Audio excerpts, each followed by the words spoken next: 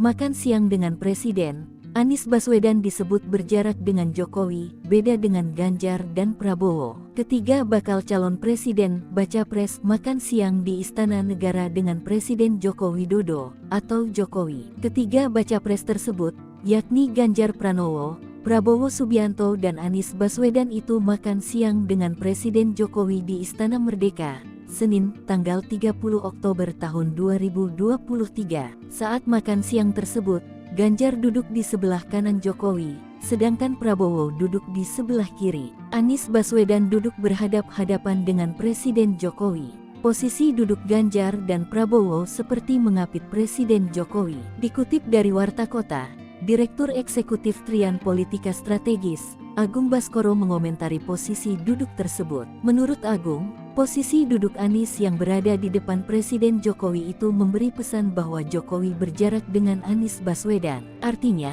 Presiden Jokowi memberikan perlakuan beda terhadap Anies. Perlakukan Jokowi terhadap Prabowo dan Ganjar relatif sama. Diketahui, Presiden Joko Widodo alias Jokowi adakan makan siang bersama dengan tiga pasangan bakal calon presiden di Pilpres 2024. Adapun yang hadir pada makan siang tersebut Prabowo Subianto, Ganjar Pranowo, dan Anies Baswedan. Sementara itu, belum ada penjelasan kenapa Ganjar duduk di sebelah kanan, Prabowo di sebelah kiri, dan Anies Baswedan di depan Jokowi.